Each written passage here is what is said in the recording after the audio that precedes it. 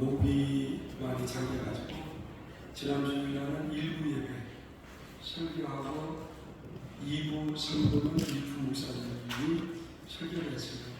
그리고 20일날 월요일날 103회 총회를 하면서 참 많이 목 때문에 불편했습니다. 근데 오늘 여러분들 만나게 되었는지 목이 많이 좋아져가지고 여러분들을 만나게 돼서 반갑고요. 저는 한 해 동안 우리 103회 총회를 이끌면서 가장 중요한 것은 우리 총무님이 금년에 4년 차로 총무님이 선출되었기 때문에 총무님이 일을 잘할 수 있도록 뒤에서 도우면서 한 해 동안 섬기려고 합니다. 그리고 저는 제가 지금 섬기고 있는 고천교회에 4번 청빙을 받았어요. 전도사 때 고천교회와 인연을 맺어가지고 제가 목사로 받을 때는 담임 목사가 되려면 단독목회를 해야겠어요. 단독목회하러 중춘교회 갔다가 담임 목사가 돼서 다시 고천교회에서 부목사로 불러서 부목사로 있다가 강원도 속초에 가서 한 6년 동안 단독목회하고 2000년도에 고천교회에서 2번째 부목사로 불러서 고천교회에서 한 4년 부목사로 있다가 2004년도 7월달에 고천교회 18대 담임 목사가 됐습니다. 우리 기자님들 오늘 만나보니까 반갑고요. 앞으로 또 우리 교단과 좋은 관계를 맺으면서 가장 중요하신 분이 기자분들 같아요. 기자분들 어떻게 글을 쓰느냐에 따라서 굉장히 중요하니까 우리 교단을 잘 홍보해서 또 아름다운 교단을 만드는데 저와 우리 기자님들과 우리 총무님이 함께 할 수 있도록 최선을 다해서 섬기겠습니다. 고맙습니다.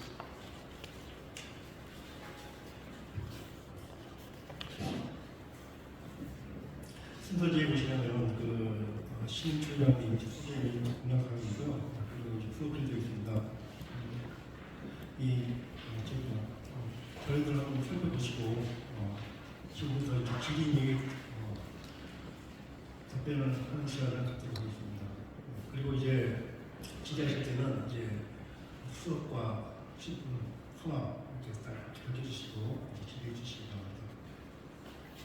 CTS 최재진입니다. 지금 동영상을 보면 교단 내 실광화를 위한 사업들은 많이 있는 것 같은데요.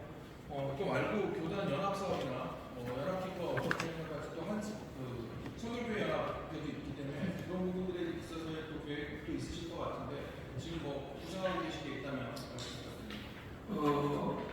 사실 저는 금년에 총무가 바뀌었기 때문에 가능하면 그 교단에 내실적인 것을 내부적인 것은 우리 교단이 늘 한교총이라든가 한성교 이런 데는 전에 총회장님 하셨던 대로 그렇게 협력하면서 나갈 계획입니다. 특별하게 내부적으로 제가 이렇게 됐다 그런 계획은 하지 않습니다.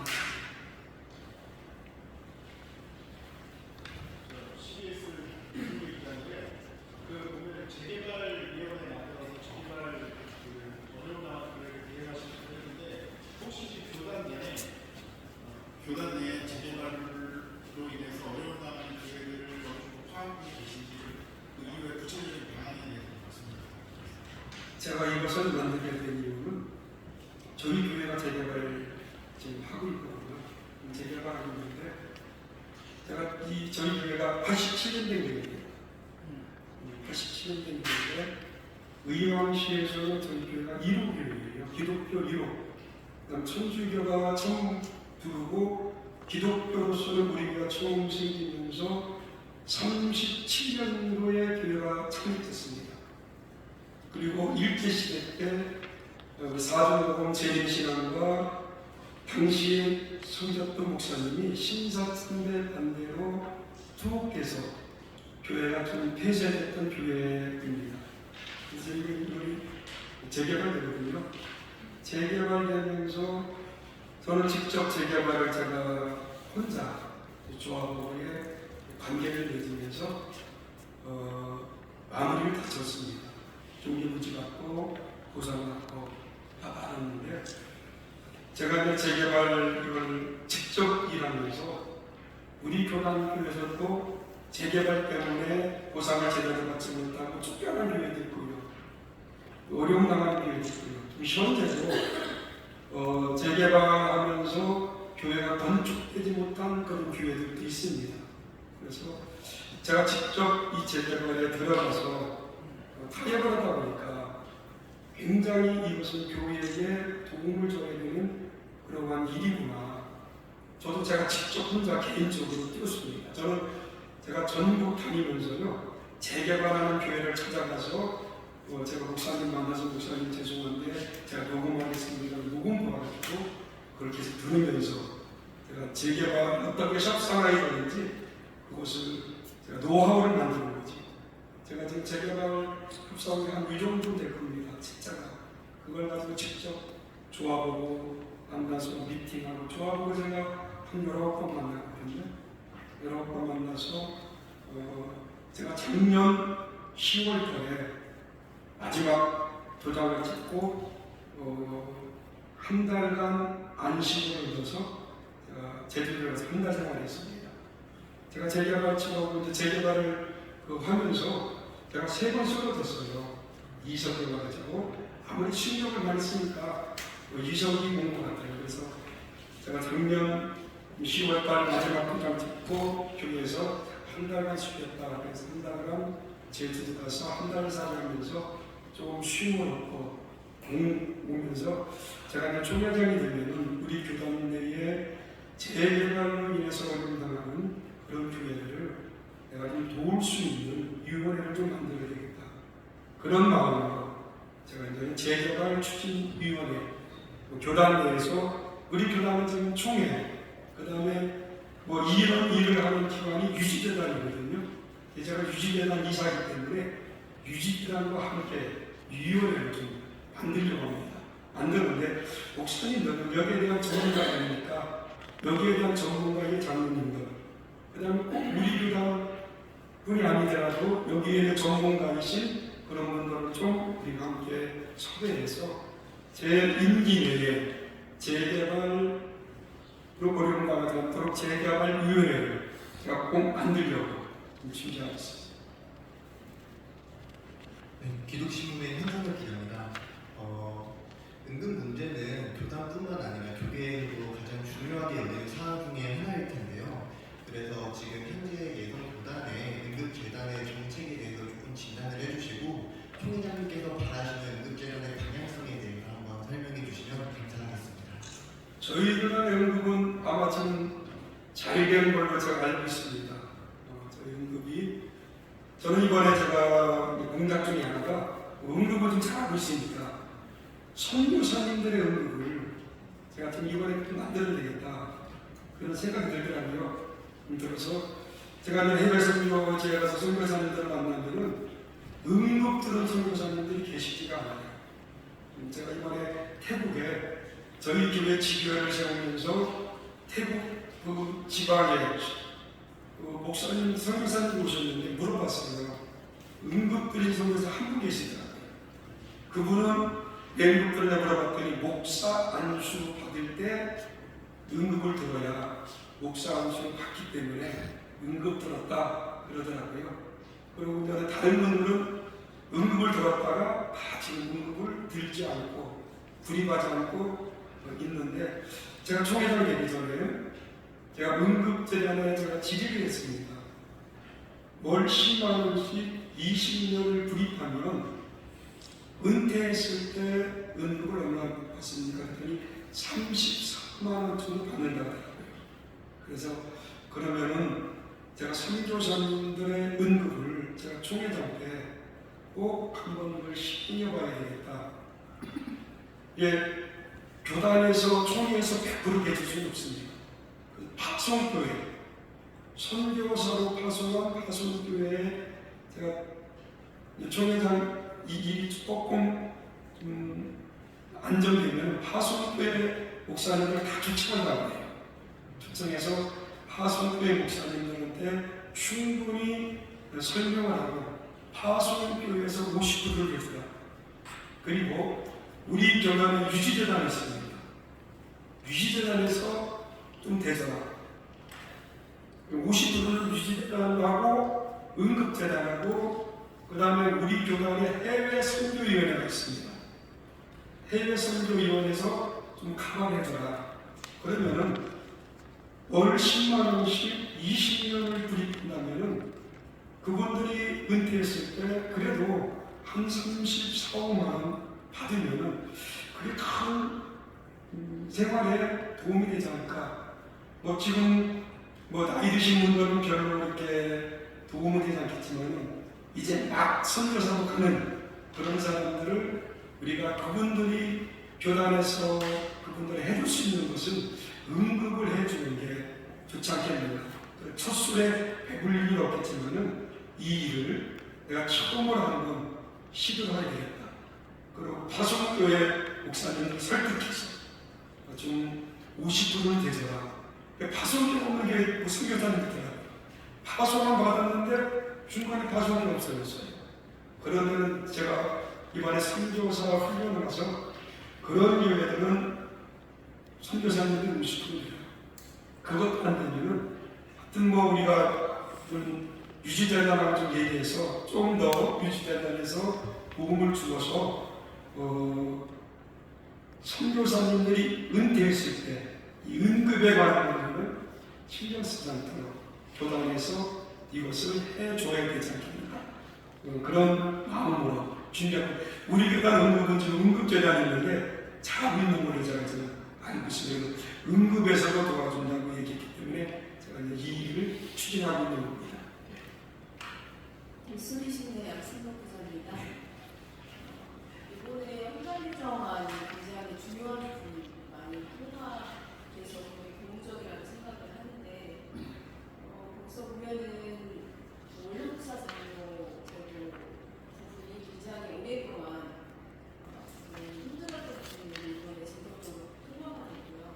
근데 그 부분이 시행된 지 5년 이후부터라고 되어 있어서 그 원로목사 장로 대의원이 몇 명 정도가 그러면 빠져나가야 되는지 그걸 좀 알고 싶고 또 하나는 이혼한 그 부분도 이제 예성에서는 그 세 가지 이제 조건이 있었는데 그것만 문제가 없으면 다시 이제 국회나 장로를 할 수 있다. 이거 굉장히 좀 어려울 것 같았는데 적극적으로 통과가 됐어요. 그래서 이런 부분에 있어서 교단 내에서 이런 어려움이 있었는지 좀 궁금하고 그리고 공약사항에서 좀 보면 교단 내 신앙을 다르게 세워나갈 이 말씀을 좀 어려운 얘기 같긴 한데 여기다가 공약을 세우셨어요. 네. 형제교단이 구성에서 이 부분 때문에 좀 어려움을 겪고 있고 그런데 이 부분은 어떤 내용인지 첫 번째는 우리 원로 대의원들 사실 우리는 원로 대의원들이 굉장히 많았습니다. 아마 제가 알기로는 현직 대의원들의 반 정도가 원로 대의원들이 아니었는가. 그러다가 작년에 헌장을 1대1인데 그전에 1대1로 안 오셨어요. 원로 목사님이 되면 다 오셨어요. 원로 장로님은 거의 오시니까. 그러니까 원로 목사님, 원로 장로님들이 거의 100여 명 넘다 보니까 그분들이 그 갖고 있는 표가 막강했습니다. 막강했는데 작년에 심의부에서 헌장대로 1대1로 했어요. 근데 작년에 그게 안 됐어요. 안 돼가지고 금년에 헌장 개정을 하는데 저는 정말로 굉장히 좀 어려웠던 중에 하나가 헌장 개정 어떻게 할 것인가 굉장히 고민하면서 기도했거든요. 그런데 금년에 우리 대의원들이 조금 문제는 있었지만 헌장 개정하는데 아무런 잡음 없이 일찍 통과가 됐어요. 부결된 거 5개가 있지만 고난받다 대의원들이 받아주셨는데 그 중에 하나가 뭘로 되어 있거든요. 그 대신 1대1이지만 그 대신 5년 동안 유예 기간을 두겠다. 5년 지나면은 그 다음부터는 목사님이나 장로님이나 뭘로 되어 온 건이 없는 겁니다. 사실 우리 교단만 주겠다고 그러더라고요. 타교단은 있다고 그래요. 우리 교단은 전에는 원로 목사님, 원로 장로님들 되면 다 대의원이 계셔가지고 오셨는데 작년 것 때문에 시간이 많이 걸렸거든요.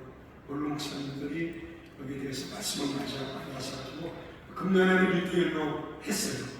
하니까 금년에도 조금 처음에 한두 분이 말씀을 하셨는데 말씀을 안 하셨더라고요.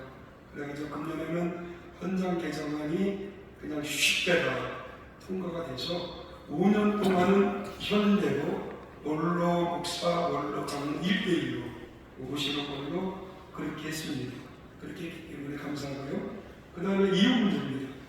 저희 교단은 목사가 되기 전에, 신학 공부하기 전에 이혼한 것은 그냥 봐줬어요. 그리고 신학 공부하고 나서 이혼하면 목사 혼수를 못 받습니다. 장로님도 이혼하면 못 받아요.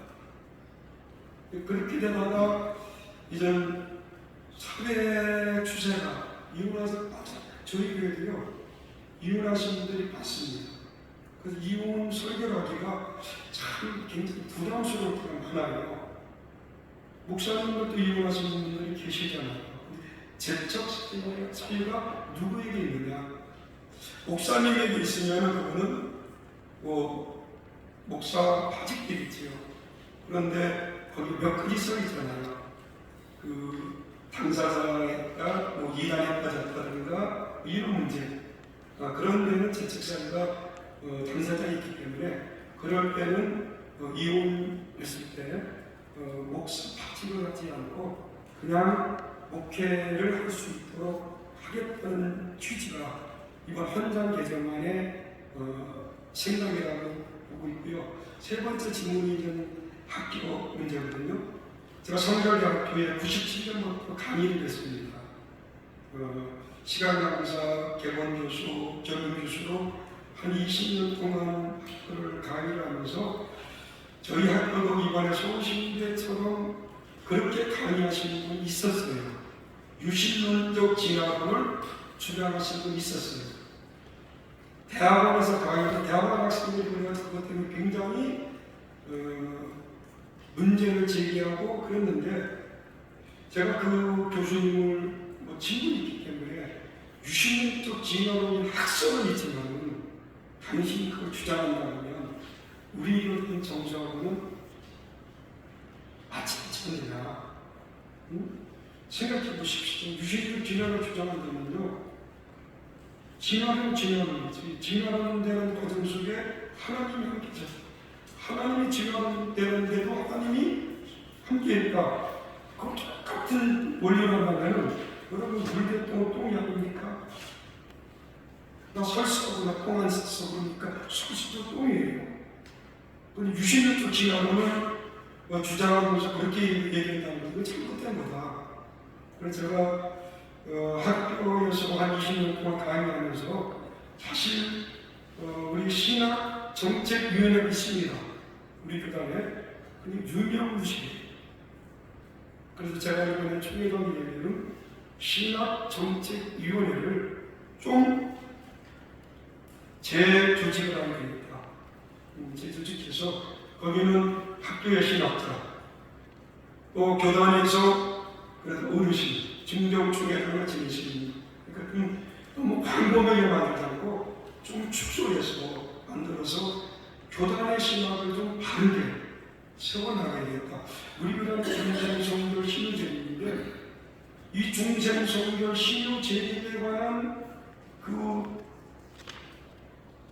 과목은 있고 있지만 그걸 올바로 가르치는 교수님들이 그렇게 많지 않아요.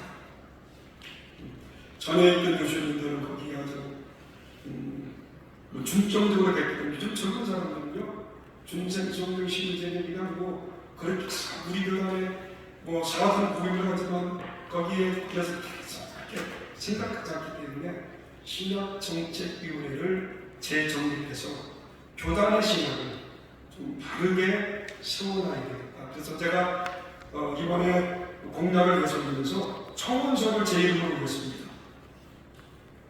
청원서를 올려서 그 청원서가 통상회의 때 그게 가결이 돼서 이번에 우리가 1차 정책실행위원회 때 그 청원서를 가지고 신학정책위원회를 재정립해서 교단의 신학을 좀 바르게 세워나가기 위해서 그렇게 제가 공약을 내세웠습니다.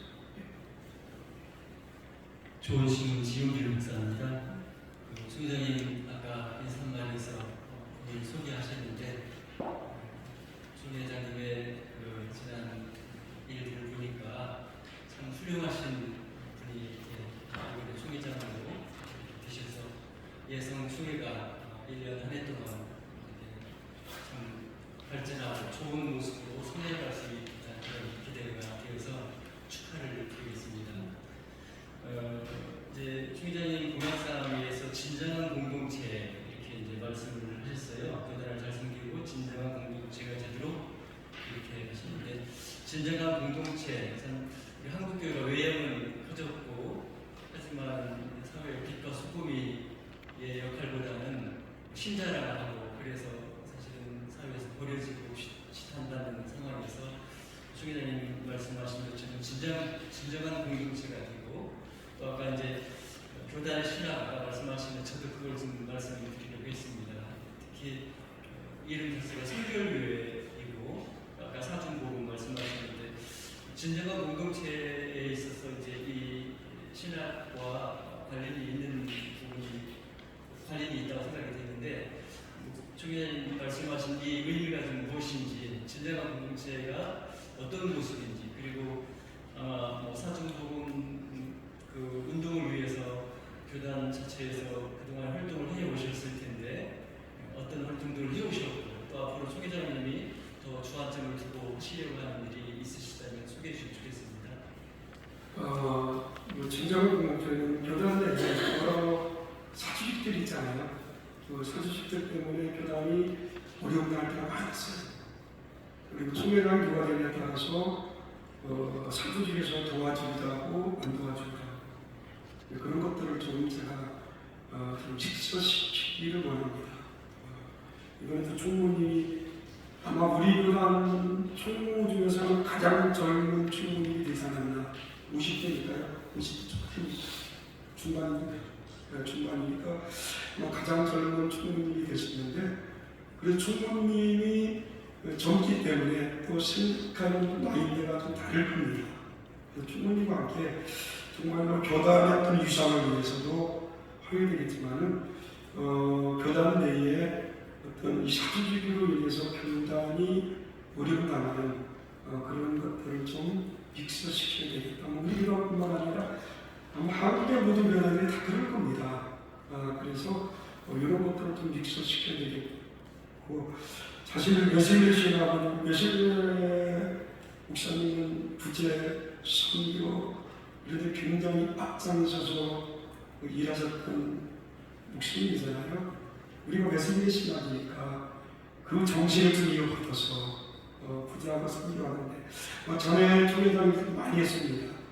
많이 하고 우리 교단이 우리 한국 여러 교단 중에서 큰 교단에 많이 배우면 그래도 제가 볼 때는 그래도 교단의 신법 격도로 아마 많은 일들을 전 총무님이 하셨기 때문에 그 일들을 좀 이어서 교단 내에 외에 이런 섬길 수 있는 그런 일들을 하고 싶고요. 사실 저는 가난하게 살았거든요.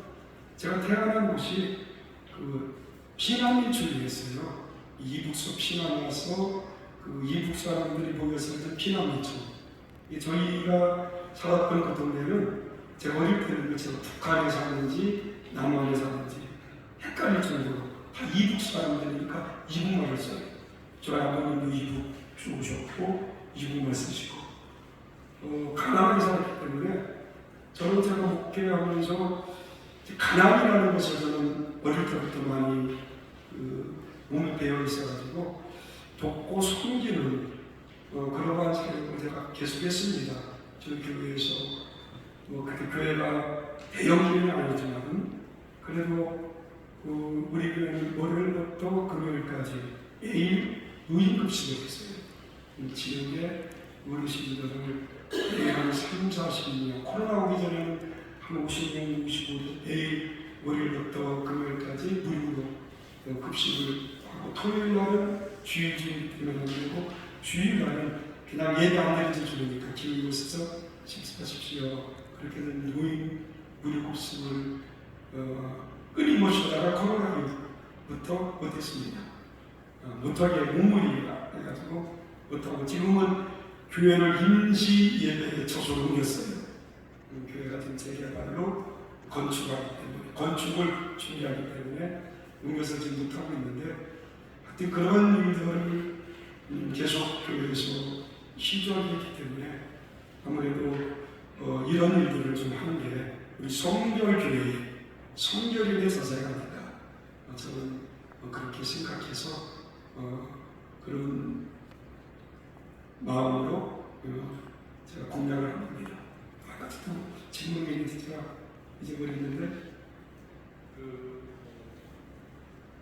교단 사중복음. 그래요. 우리 교단 중생성도 12절입니다. 이 사중복음에 관해서 목사님들은 어느 정도 이해하고 알고 있습니다. 왜? 신학교에서 우리는 사중복음 신학을 공부하니까요. 그런데 교인들은, 평신도들은 사중복음에 관해서 별로 이렇게 인식을 못하고 있어요. 그냥 중생성도 신유제는 이게 사중복음이다. 그걸 알고 있는데 중생이 뭐고 성결이 뭐고 신유가 뭐고 책임이 뭔지 이런 것도 잘 모르더라고요. 그래서 제가 공략 중에 하나가 전국 지방별로 사중복음 성례를 하려고 합니다. 처음으로 6월 9일 날 제가 경기 지방인데, 경기 지방회를 첫 번째로 사중복음 집회를 지방의 교회들이 다 모여서 사중복음을 전공한 신학자들이 오니까 어렵게 설명해요. 신학자가 설명하면 나도 듣기 힘들 정도로 설명을 해요. 제가 신학교에서 강의도 그랬지만 신학자들과 목회자가 다른 점이 있다면, 신학자들은 같은 내용도 어렵게 풀어서 얘기하는 게 신학자들이다. 목회자는 같은 내용도 쉽게 알아듣기, 이해하기 쉽게. 그래서 이번에는 신학자면서도 목회하는 목회자, 그런 분들을 좀 교단 내에서 발굴해가지고 그런 분들을 통해서 사중복음 집회를 전국 지방별로 다 하려고 합니다. 하고, 제가 공략 중에 하나가 사중복음 책자를, 옛날에 송기호 총장님께서 알기 쉬운 교리 책자를 만들었거든요. 굉장히 쉽습니다. 교리인데 굉장히 알기 쉽게 써주신 거예요. 평신도들이 읽으면 굉장히 힘을 줍니다. 그래서 이번에 사중복음을 그렇게 좀 책을 만들면 좋겠다. 이것을 신학위원회에서 그 책을 좀 만들려고 합니다. 알기 쉬운 사중복음. 교인들이 누구든지 그 책을 읽으면 사중복음이 이런 거구나 알 수 있도록. 그래서 그 책을 만들어서 성결교회, 전국 성결교회 교인들에게는 이 책을 다 배포하자. 그런 목적으로 사중복음을 전파하려고 그렇게 좀 준비하고 있습니다.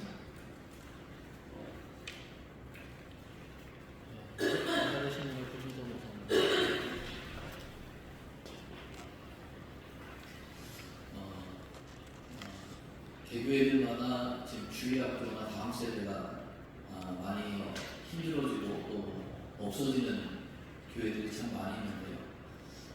그 이유 중에 하나가 사실 부교육자들 수급이 상당히 만만치 않은 것 같습니다. 큰 교회들은 그래도 부교육자들이 좀 있는데, 작은 교회들, 특별히 주일학교, 코로나를 통해서 주일학교가 없어진 교회들이 다시 주일학교를 또 세우고 또 만들어 가기 위해서는 담임 목사나 사모 둘 가지고는 사실은 거의 버거운 상태거든요. 그런 상황을 좀 타개할 수 있도록 좀 보관이나 대안이 있으신지 그것이 좀 궁금합니다. 특히 코로나 이후로 개교회 주일학교가 없어진 교회들이 많습니다. 저희 교회도 코로나 이전에는 주일학교 학생들이 많이 모였어요. 저희 교회는 주일학생들보다도 영유학부가 많았습니다. 영유학부가 그 많은 이유 중에 하나가 저희 교회가 80년 넘다 보니까 노인분들이 많아요. 저희 교회에서는 제가 이제 노인들 70년 전에 생전에 운동권을 만들어 드렸어요. 거기 한 70대 되신 분, 75세 되신 분들이 거기 들어가면 혼납니다. 젊은 게 들어가. 거기 보통 80 이상 되신 분들만 들어가는데 제가 이제 그걸 보면서 제가 그 담임 목사가 돼서 부목사도 있었지만은 저희 교회가 1년에 장례식을 한 50건 장례식을 주고요. 어느 때는요 한 주간에 3건 치를 때도 있어요. 오늘 또 장례식 한 건 치고 나는데 제가 거기 가보지 못하고 일로 왔거든요. 그래서 제가 생각하기를 가시기만 못하나 교회에 들어올 수 있는 길을 만들어야 되겠다. 그래서 제가 생각난 게 유아 축복 기도를 해주자. 저희들은 유아 축복 기도를 합니다. 아이가 태어나서 처음으로 교회에 온 날, 그날 잊지 않고 여러분 첫사랑 있습니까? 못 있습니까? 우리 기자님 혹시 첫사랑 있었으면 그분하고 지금 사십니까? 그렇죠. 그 사람 가끔 생각나죠.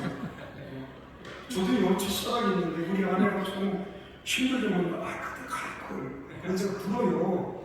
첫사랑 못 잊어요. 첫사랑. 그래서 태어나서 처음으로 교회 온다. 처음. 그날 저희 교회에서는 그 아이에게 통장을 만들어줘요. 그래갖고 지금은 그렇게 못하는데 전에는 부기명을 썼어요. 김만수 가루 열고 고천 성결교회. 지금 그렇게 안 만들어주더라고요. 그래갖고 만들어가지고 저희 교회에서 2년 동안 용돈을 줍니다. 아이에게. 용돈 줄 때 고천 성결교회 명부 용돈을 보내줘요. 그리고 그 아이가 첫 번째 교회 왔을 때 저희는 3부 예배가 11시에 되거든요. 3부 예배 때 그 아이를 뭐라 할 때 믿지 않는 남편도 꼭 모시고 합니다. 그러면요 요즘 아이들은 한두 명밖에 안 낳기 때문에 믿지 않는 남편도 와요. 그러면 그날 제가 축복 기도를 해주면서 그 아이를 위해서 통장을 줍니다. 통장을 주자 그렇게 말합니다. 아무리 힘들 보여도 이 통장을 해약하지 마십시오. 이 아이가 성인이 됐을 때 그 아이에게 통장을 주십시오. 통장을 주는데 교회에서 그냥 매월 준 것만 넣지 말고 이 아이를 위해서 부모님이 매월 그 아이 용돈을 갖다 넣어주십시오. 그러면 성인이 됐을 때 그 통장이 뭐 10개가 되든 20개가 되든 뭐 말을 그러니까 그걸 주면서 그렇게 말하십시오. 내가 태어나서 처음으로 간 교회에서 만들어둔 통장이다.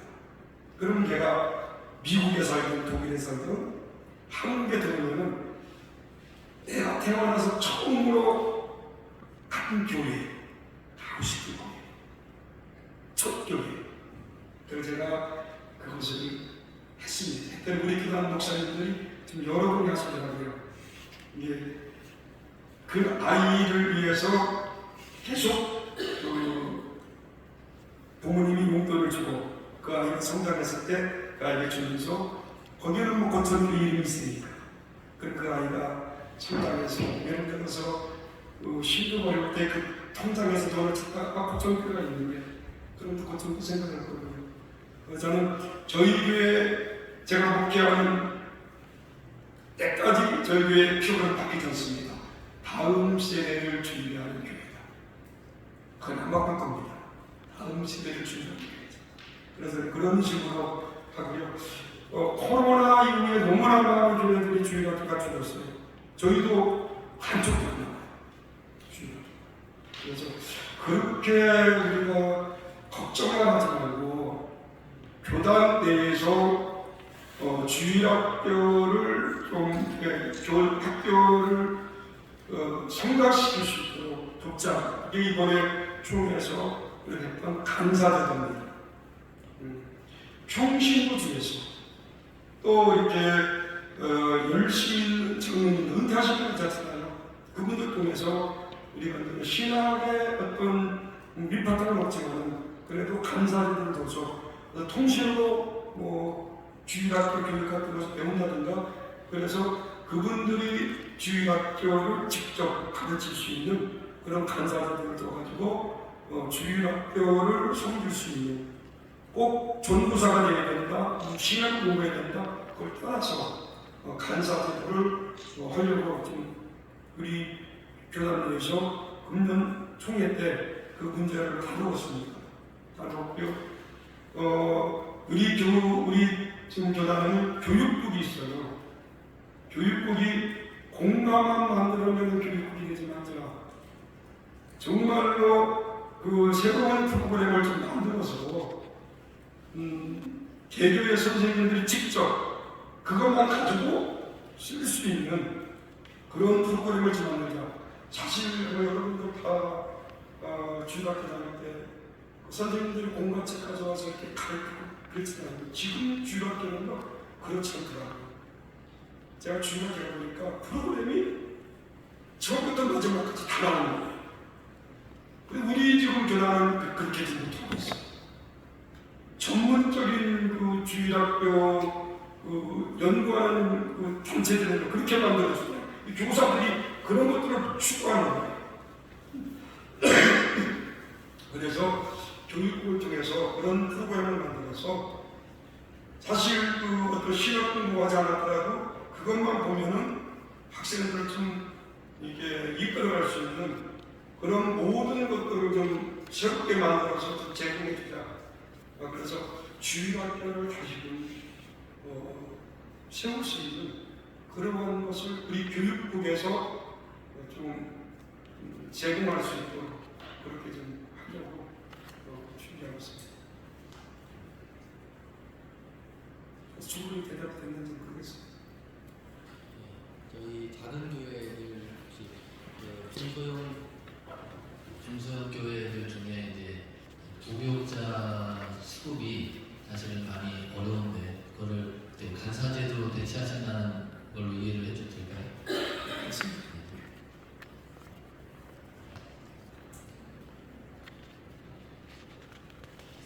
그동안 그 총회관 관리 문제가 총회장님들한테 계속 말씀을 하셨었는데 이번 총회장님 공약에 대해서는 전혀 나타나지 않아서 이게 이제 아예 하지 않고 그렇게 되는지 아마 지금까지 직전 총회장까지 총회관을 건립하는 것을 굉장히 중점적으로 일을 하셨거든요.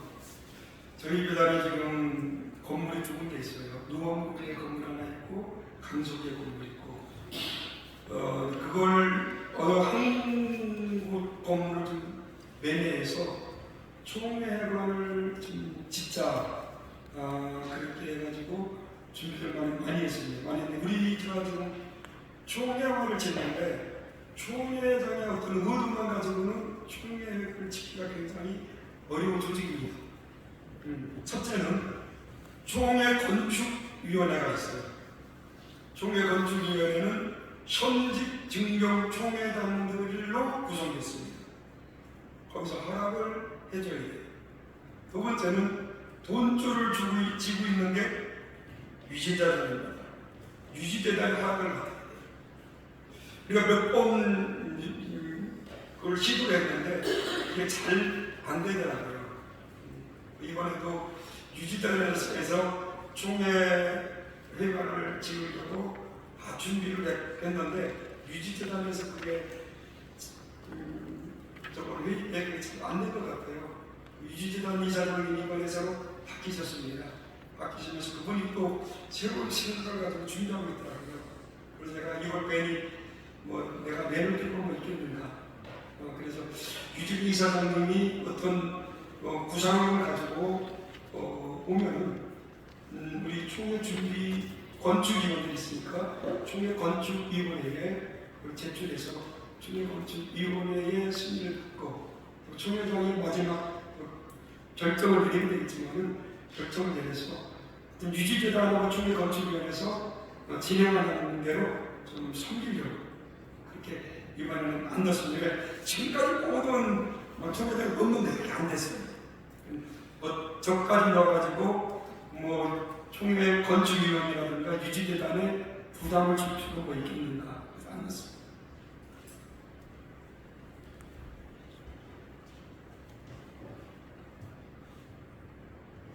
저는 우리 기자님들 만나면 굉장히 두려운 사람 중에 한 사람이거든요.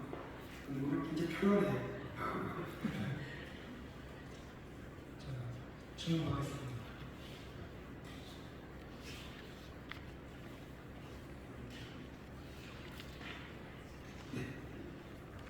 저는 데일리뉴스 양재 기자입니다. 그러면은 총 회장님께서 이번 위기 기간 동안에 가장 주력하고 싶은 지금까지 많은 분야들 말씀해 주셨지만 그 중에서도 가장 주력하고 싶으신 분야는 어떤 분야인지 말씀해 주시면 제가 5가지 공약을 내놨는데 가장 제가 이런 총회장 하면서 좀 이것만은 꼭 해놓고 가야 되겠다 하는 것이 2개 있습니다.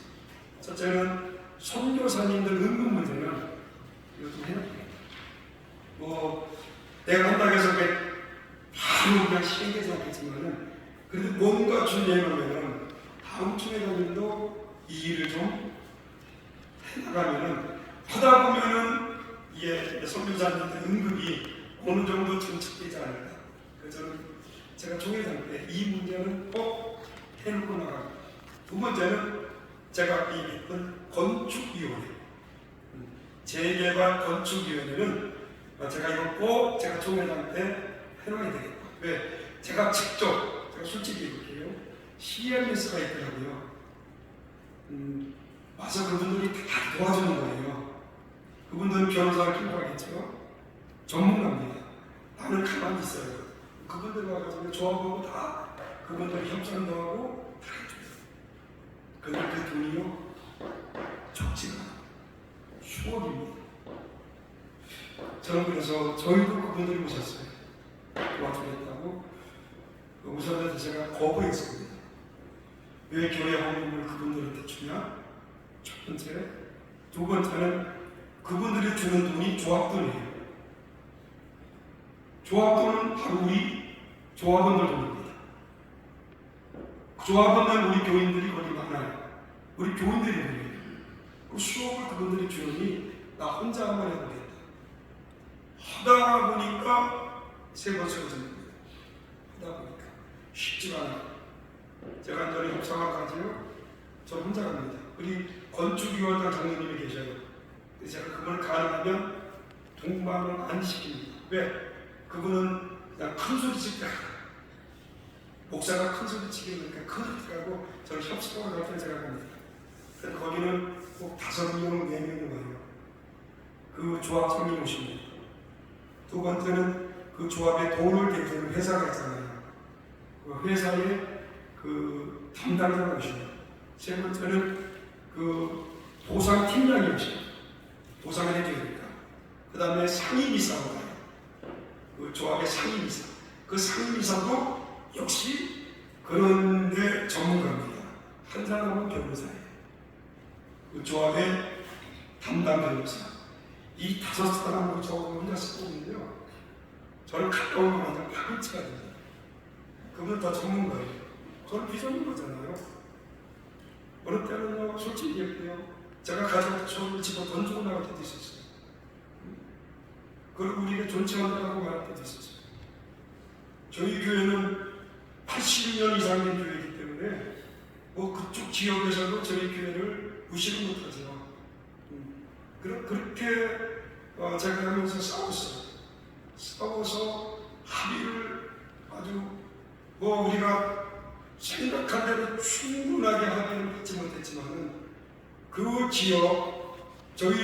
의왕시입니다.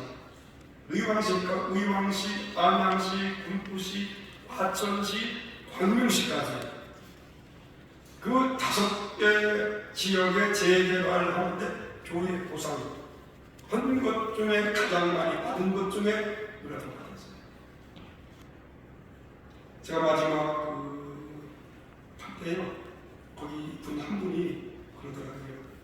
목사님, 정광훈 목사님처럼 이렇게 철저하게 준비해 오신 분은 제가 처음 봤습니다. 그래서 한 분이 그래요. 목사님, 다음에 은퇴하시면 저하고 일합시다.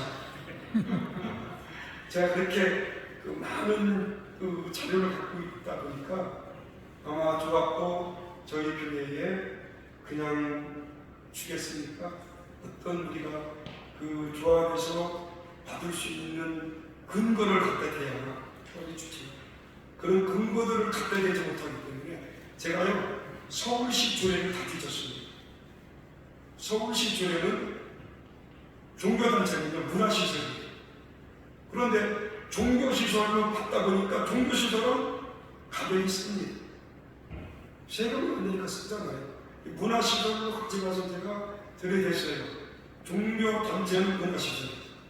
문화시설의 보상가격으로 좋아. 참, 그래서 그분들이 깜깜하지요. 계속 그걸로 제가 들이댔어요. 그러다가 결국은 저하고 관계가 좋아가지고 사실은 가장 좋은 게요. 저는 이 재개발 추진을 만드는 것은 싸우려면 끝까지 싸워라. 사랑제일교회처럼 될 수 있고 안 될 수도 있다. 가능하면 저는 좋게 가. 조합은 마지막까지 싸우면요 그분들은 법적으로 합니다. 법적은 FM대로 한다는 거예요. 100원 줄 거 110원 안 줍니다. 100원만 주지. 그런데 우리가 좀 조합하고 관계가 좋은 조합을 우리가 요구하는 것도 많이 이해해 주지만요. 사실 저는요 저희 교회가 한 450명 이상 된다는 예배당이거든요. 건당이. 제가 조합 총회할 때 저희 교회는 3번 빌려줬어요. 조합 총회하면요 큰 예식장 이런 걸 빌렸어요. 거기 빌리면 수백만 원 됩니다. 왜 그런데 돈 버느냐? 우리 교회에 와서 조합 총회해라. 제가 3번 빌려주는데 무료로 빌려줍니다. 그리고 오시면은 조합원들에게 저희가 떡도 해주고 수건도 주고 선물을 막 주었어요. 선배십니다. 그분들이 교회에서 얘기하면요 그렇게 막 태클 거는 사람들이 많지. 사실 저희 교회는 아주 조합하고 관계가 좋았기 때문에 조합도 많이 좋아졌고 저희도 조합을 많이 도와줬습니다. 도와주다 보니까 저는 그래서 그런 걸 제가 갖고 있는 노하우를 가지고 재개발 재건축하는 우리 교단의 교회들, 제가 지금 이 재개발 의회를 만든 교단은 제가 알기로는 합동측만 만들었더라고요. 합동측. 다른 교단은 없어요. 그래서 제가 합동측에 저번에 재개발 재건축 그 교육을 한 거더라고요. 그래서 하려고 그때 때마침 이 일이 있어 못 갔는데 그걸 모든 것을 제가 자료를 좀 얻어가지고 제가 이것만큼은 꼭 해놓고 나가야겠다. 그래서 제가 중점적으로 제가 그냥 하고 나갔던 그 2가지를 꼭 할 겁니다.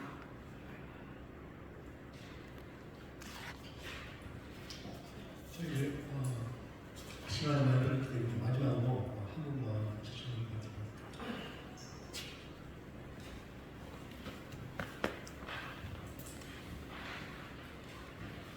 네, 저는 이번 104일이 우리 총회장을 모시는 회계로 당선된 사람이면서 또 제가 고TV 기자 운영위원회 같이 일을 하고 있습니다. 새롭게 또 여기서 이 자리에서 총장님 정책사항을 말씀드리는 감사하고요.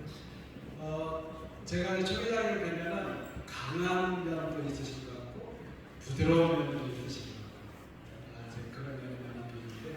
혹시 총장님 궁금한 게 성경에서 인물이 또 여러 가지 제자들 그런 사람 중에 혹시 평상시에 총장님께 이렇게 많이 생각하시는 분이 혹시 어느 분이신가요? 그 이야기는 뭐 누구나 그랬겠지만 저는 모세를 좋아하고요. 신약에는 저는 바울을 좋아합니다. 우리 별을 드리고 성지순례를 저희는 1차, 2차, 3차, 4차로 가요. 한 번 갔다 오면 몰라요. 1차는 구약, 2차는 신약, 3차는 바울 발자취, 4차는 유럽. 지금 유럽 교회들이 전부 다 지금 어려운 상황 있잖아요. 우리 한국도 그럴 때가 온다. 그래서 꼭 제가 4차까지 우리 교회를 모시고 4차까지 갔다 오시는 분이 한 20명이 됩니다. 그런데 코로나19는 못 갔어요. 갈 수도 없고 못 갔는데 저는 바울의 그 모습을 저는 굉장히 좋아하고 우리 장로님을 제가 잘 봐줘요. 굉장히 강합니다. 그리고 제가 저희 아버님 이북 시키고 있습니다. 그러고요. 솔직히 얘기해요. 제가 담임 목사 되고 저희 교회에 조금 잡음이 있었습니다. 담임 목사 되고 잡음이 있는데 제가 담임 목사 위임식하고 나서 장로 4사람을 제가 파직 출교를 시켰습니다. 여러분 생각하는 거예요. 장로 4사람을 파직 출교시킨다? 쉽지 않았어요. 그때 한 50년, 그 전에 한 50년 끌어나가고요. 제가 담임 목사 되기 전에 제가 이 고천교회 세 번째 목사로 오기 전에 교육자로 오기 전에 한 50년 끌어나갔습니다. 그러고 나서 제가 담임 목사 되고 나서 한 50년 끌어나갔습니다. 그리고 제가 7월달에 담임 목사가 되고 9월달에 유임식을 했습니다. 그 11월달에 사업을 하면서요. 장로 대사님에다가 파직 출교를 시켰습니다. 파직 출교. 쉽지 않았습니다. 그런데 그렇게 하고 나니까 교회가 한동안은 어려웠어요. 그렇지만 그 어려움을 겪고 나니까 교회가 배로 부흥되다. 재정이라든가 그 교인 수라든가 배 이상 부흥되더라고요. 저는 굉장히 또 운겁합니다. 제가 몸담고 있는 조직에서요. 많은 사람들이 김만수 목사님 굉장히 운겁합니다. 제가 이번에 총회를 하는데요. 회계 장면이 있으면은 총회가 늘 시끄러워서 총회가 둘째 날은 5시에 끝나야 돼요. 7시에 복수한 주식이 있으니까. 근데 5시에 끝난 적이 없어요. 늘 늦게 끝나서 복수한 주식을 어렵게 했습니다. 금년에는요, 12시에 끝났어요. 사람들이 말을 못하고요. 그리고 막 태클 거는 사람이 없어요. 말을 하고. 제 자랑할게요. 제가 이번에 한국 원로 목사의 총연합회에서 저에게 현직 목사 중에 원로 목사님을 제2자 섬기는 목사로 저한테 큰 상을 줬습니다. 그 상을 줘가지고 제가 그 상을 받았어요. 현직 목사님은 그 다음에 원로 목사님은 이민식 목사님. 그분이 받고 원로 선교사님 한 분 받고 알라이에서 평생 선교하신 자녀 8명을 두고 선교하신 선교사님이 선교 부분은 그분이 받고 현직 목사로서 제가 받았습니다. 제가 5월 8일날 어버이주일날 그 상을 받았어요. 상을 받았는데 제가 그때 저는 강할 때는 굉장히 강합니다. 강한데 저는 모든 것들을 어우러져 가기를 전망하는 게 저는 생각이고요. 하여튼 뭐 성경을 빗나간다든가 그러면 저는 강하게 저는 대합니다.